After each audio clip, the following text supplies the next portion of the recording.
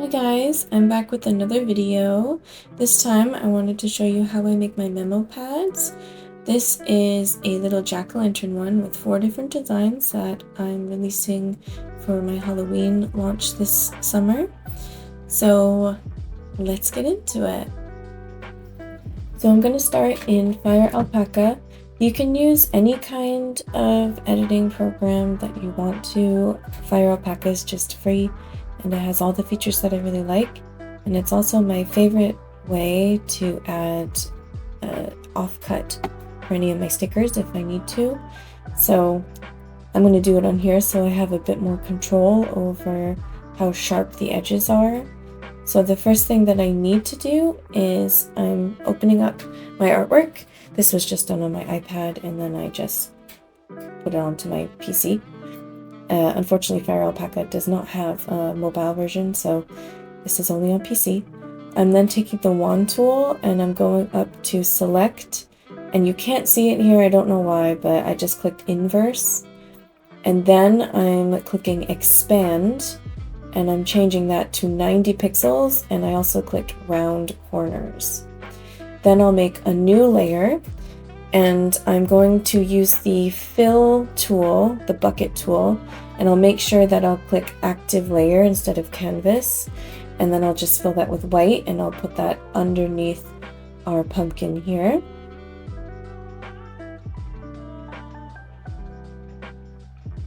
I'm actually going to go ahead and round this part as well because from my experience, especially with thinner paper, if you have corners or edges that are too sharp, they tear super easily. So if you round them off, then it's less likely that your machine's going to actually end up ripping the paper. So I'm just using the pen tool here, just carefully making a curve, and I'll go and do it in the same way to the other side here. I just have black in the background so I can see what I'm doing, but you should make sure that this does not have any background color. So make sure you don't have a layer of color underneath. And then that's what our little offset looks like. I'm going to delete the black layer, and then I'm actually just going to copy that offset, just the white part. And I can add that to all of my designs because I have 4 different designs. But if you're making a notepad with just one design, obviously you'll only have to do this once. The most important part of this is 1, reducing the opacity. I chose to reduce mine by 70. That's because there's quite some dark spots, the eyes and the mouth and the nose in this design, and you just won't be able to see what you're writing on top of it if you don't reduce the opacity. And the number 1 most important thing is to save this as a PNG file, a transparent PNG file. So it'll prompt you that you can't save the layers, which is fine. Just say okay. And then go ahead and name your file and then save it as a transparent PNG. Remember, we don't want any background at all. If you have a background, then Silhouette's just going to try and cut around your canvas. So we can't have that. We're just going to not even use the offset function in the Silhouette software. So now I'm just copying and pasting this onto my other design. I actually ended up copying the whole thing. Doesn't really matter because the face is the only thing that changed, but actually because my canvas was the same size when I did this earlier, I'm sort of redoing it for you now. I didn't have to even move it around. But you do have to make sure that if you're printing multiple designs, they have to be exactly the same on the edges. Otherwise, it's not going to look very nice. So now we're in Silhouette Studio. I'm going to make sure that I turn on my registration marks and that it is set to A4 size because that's the paper I'm printing on. I'm then going to select my files. So I'm just going to go ahead and drag and drop all 4 of those designs onto Silhouette Studio. So if you only have one design, you only need one of these and you can duplicate it. I'm going to just do that once for all 4 of them so I can have 8 per page. I'm then going to change this to 2.9 inches because that's the size that I want it. I wanted it 3 inches, but it just barely wouldn't fit 8 onto the page, so I think it's alright to make it a little smaller to save paper. So all of them are going to be 2.9 inches, and I'm going to arrange them onto the canvas in a way that lets me put the most on there. So to do that, 2 of them I have to flip upside down. That's totally fine. It's not going to affect the memo pad in any way, because I'll just, when I pick them up, I'm just going to flip them over and put them on top of the other ones. Now we're not going to add an offset here because we did that already in Fire Alpaca. If you think your design doesn't have any sharp edges like mine, then it's totally fine to just use the offset function in Silhouette Studio rather than making your own. I think it works perfectly fine. That's what I do most of the time. Just for these ones, I really wanted to edit the curves carefully, and I'm not very good at doing that on Silhouette Studio.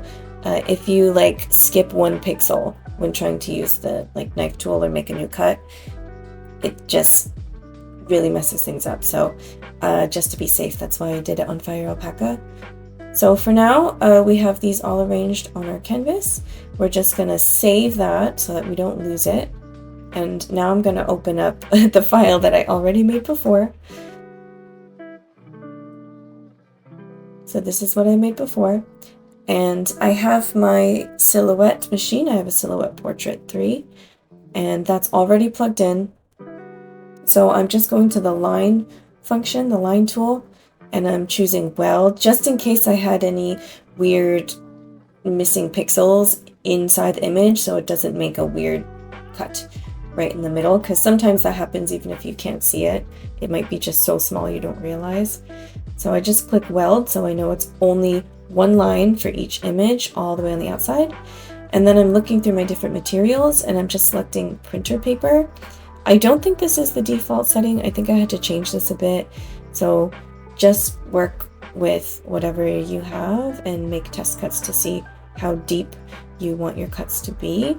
And I also chose to go around each design twice, just to make sure there are no rough edges. And now here, I realized that my printer settings were not set up properly. So I'm ending the recording for a second. And now we're back, and I have readjusted my printer settings. I'll show you what they are here. So it is photo. I am choosing to do not high quality, just standard, because when you print on plain paper, it firstly won't let me choose high quality. But also it uses more ink and it comes out quite a bit darker, which I don't want for this. And I think because the image, the lines are really basic, it doesn't look bad at all if I click standard quality. But if you want something really super detailed, you might want to mess around with your paper settings and make sure that you can actually print in high quality. So for this, I just clicked print, and this is a preview, which I set up in my PC. This isn't in Silhouette Studio, but just to make sure, I can double check before I actually print. Now this is what it looks like when I load in the mat, and then I hit send. It gives me sort of an estimated time of how long it's going to take. I also had many failed attempts of registering it, so let me switch over to the other camera and I'll show you how that went. So I'm just printing out the paper now. This was the first test print, and I thought it looked pretty good, so I decided to go ahead and cut it. So I'm getting my mat. I did a whole bunch of other memo pads of the same shape in the same orientation. That's why it's cut all up, but it still works. I'm trying my best to line my mat up as perfectly as I can along the edges.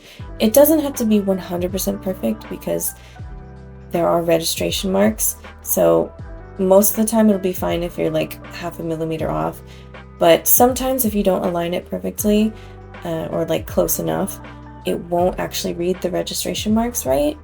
I don't think that was my problem today. I think my problem is that my room doesn't get a lot of light, and even when I have my overhead light on, it's not that bright. So you can see me loading, unloading, loading, unloading, because it just would not read the registration marks until I turned my lamp up. So I grabbed my lamp and I shined it directly onto the machine. Then finally, as you can see, it cut perfectly. So I'm being super careful because this paper is pretty thin and it's really easy to just rip your design if you're not careful. When my mat became a little less sticky after I did like 6 pages of this, I ended up actually not ripping away the outsides first, and I just like bent it and took the pumpkins off first, which gave me a lot fewer rips. I only ended up ripping 3 of them, just a little bit, but it was enough that obviously I don't want to put it in the memo pad. That's why I always make sure that I print and cut extra, just in case I need to fix, in case I have some mistakes and I have to put in extra. I also do like to put 1 or 2 extra in the memo pad when I glue it, just so I can film taking off one, or make sure that if any of the cardboard sticks to it, which you'll see in a minute, that the first one on the top is not going to be ruined. So this is what it looks like once I've lined it up as best as I can. It's not going to be perfect, like a perfect machine cut that they do in factories, but I've tried my best. To protect it from any indents, I take some cardstock. That's actually just cardstock that I had from a previous project for a sticker set. And I tried to line it up as best as I could and clamp it down so it doesn't move as I'm gluing. And then I have some other binder clips and some other, in this case, small pieces of cardboard. And so I'm actually taking my glue. This is just some glue I got from like the convenience store. They're really common here. You can find them next to all like the envelopes and letter sets and stuff at any shop. But I like it because it has a sponge tip applicator. So I'm taking one of my mistakes and I'm putting that on top just to protect it, because this one in particular has like a small bit on the top that I want to make sure I get the cardboard close to. However, it's gonna be touching the glue.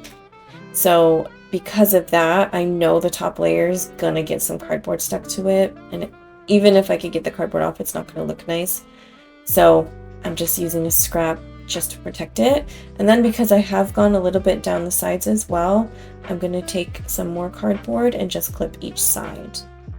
I don't need to clip the bottom anymore because it's already being held in place. Now I'm just letting it sit and dry before I do another layer of glue.